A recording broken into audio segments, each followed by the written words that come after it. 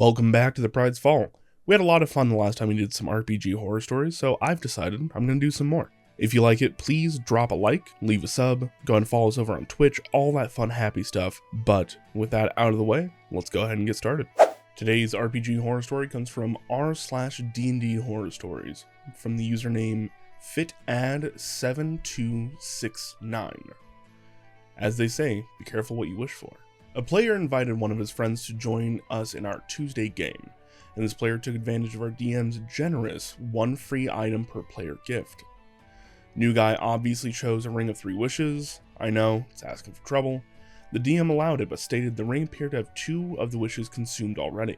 The new guy argued for a bit before saying with a wide grin, "Okay, I wish for permanent access to the wish spell. It doesn't require a spell slot when used, nor will it apply any of its negative effects on me." The DM sighed and responded, "Alright, fair. But you can only use it once per day, within reason. Remember, you're still a low-level player, and it's a max-level spell. Free spell slot or not, blame the gods." Cue the new guy attempting wishes like, "No woman can resist my charms. I have a pocket dimension in my bag where I have millions of platinum. I am now max level and considered a god among men." The DM responded with a sort of monkey's paw approach. As you walk through town, you are accosted by 12 elderly women. Before you know it, all of your trinkets are missing. In place of them, you find a note that simply reads, "Thank you, dearie," from the Coalition of Hags. Okay, the dimension exists in your bag. He never mentioned that he could remove the platinum. You find a temple that is seemingly built overnight. Your face adorns it, walls, windows, stained glass. As you approach, robed men bow to you, chanting, "All hail max level!" There are more examples, but these are my favorite. Eventually, push comes to shove when he tries to wish the BBEG dead. The DM tells him that the wish won't work because he has no idea who the BBEG is. Finally, the player just says, "Fuck it. I wish for the source of all my problems to be erased from existence." The DM smiles. Everyone make a perception check except you, new guy. You all suddenly wonder why you're standing in this particular area. In front of you, laying in the street, you find a ring. You'll notice that it is a ring of 3 wishes. Unfortunately, they've all been consumed. And I think that's a great place for us to leave off for the week. If you're ever given the opportunity to get a free magic item from the DM, that is a gift. Do not squander it. You know, doing something like a ring of 3 wishes is, especially when you're a low-level party, is just ridiculous. Don't do that. Don't be that guy. Don't do that to the rest of the party, because boom, you become the magic guy that can do whatever he wants at all. Or you're going to become like this guy and get just owned by the DM. If a DM is giving these types of things out, they're probably fairly experienced, or at least know what a lot of the items do. You're not going to pull a fast one on them. And if that's your goal, is to pull a fast one on the DM, just stop playing D&D. Don't be a dick. D&D is supposed to be this collaborative storytelling game.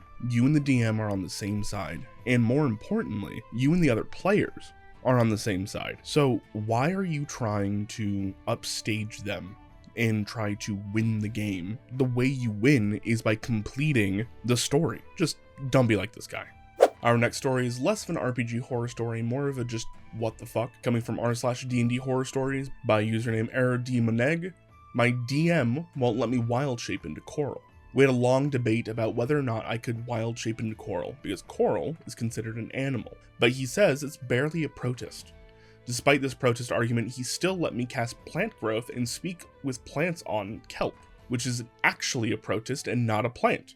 Despite me not being allowed to become a coral, he is willing to allow me to become a Portuguese man of war, which as we all know is actually a siphon for, which means multiple organisms working together as one. He's also not decided whether or not he would let me turn into an anemone. Basically, the argument here is that all the different types of animals they have brought up are quote-unquote animals because they're not actually plant life. They're all different forms of amoeba or single-cell organism that are working together to create a larger whole. But I think the DM's kind of right in the sense that, you know, like, I'm going to let you be a man of war because that's the thing that moves and does stuff. The kelp looks like a plant. We're going to treat it like a plant. And the coral is, well, it's coral. It's kind of neither here nor there. But it's definitely not moving, so it's definitely not going to work like wild shape should. I kind of get it, but at the same time, don't bust your DM's balls too bad. It's hard out there, man, especially when you're asking fucking questions like this. Our next story also comes from r/D&D horror stories by username Logan963. The DM doesn't tell players about saving throws. So, we the party enter the basement of some mansion to clear out a monster of the local lord. And there is this humanoid monster wearing some magical chains that embody the sin of sloth. The DM says that within 30 feet of this creature, you have your speed halved, can't take reactions, can only use standard action or bonus action, and no matter how many attacks you would normally get for your standard action, you now only get one. Now, by itself, not so bad because it's one lone monster versus 4 party members. What was stupid is that when we identified the chains after killing the monster's item said this about the aura. Creatures can make a DC 18 wisdom save to ignore these effects. When we asked the DM why he didn't give us the saving throw, he replied, "I'm not going to tell you how to beat my monster." Listen, this sounds very new DM behavior. Either he just forgot and didn't want to say that he forgot, which by the way, I forget shit all the time. It's completely okay to say that you forgot and then backtrack, apologize. All that kind of stuff is fine. They won anyways. At the end of the day, you just gave them a bit harder of an encounter. You also could have just said, hey, on that monster, that's how it worked. Now that you guys have this item, this is how it works for you. That might be a little cheap of a way to do it, but it kind of works. That could be okay. But more than anything, saying something like, I'm not going to tell you how to beat monsters, is insane. They're not asking how to beat the monster, they're asking how the game is supposed to be played against this monster, right? Saving throws are a universal thing. They will have spells that require saving throws. Are they just not supposed to tell you about the spells? Are you supposed to have an encyclopedic knowledge of every little thing that is supposed to have a saving throw? Because if so, this game is going to bog down so fast. They're going to be checking every little rule, every little time. There are going to be so many arguments. That is such a bad way to go about this, when you could have just said, oh, sorry, I forgot. Or if you really do mean that that's how you want to play as a DM, you're not going to tell your players when they need to make saving throws, just stop being a DM. That is an awful way to look at it. Earlier, on one of the previous stories that we had talked about, I had brought up the fact that I was like, hey, you guys are all on the same team. And that counts here when the DM is on the wrong side as well. Your goal is not to beat the players. Your goal is to tell a fucking story. The mechanics are there to help you tell the story. Saving throws are important. Let them make the fucking saving throw. Like, god damn. Also, imagine how dry and boring that fight would have been. Like, okay, yep, you go ahead, Battle Master Fighter. What do you want to do? I attack once. Okay, what about you, Monk? I attack once. And so, well, can I use my flurry of blows? Nope.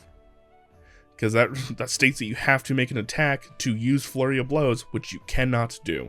So I attack once. Alright, well, I action surge. Whew. Heavy hitter. We got 2 attacks in this round. God damn. For our final story, we have another one from r/D&D horror stories by the username Seattle Leftist. Never let them name the NPCs. I let my players name a throwaway NPC. The NPC was the 3rd crossbowman in a group associated with the BBEG's second in command.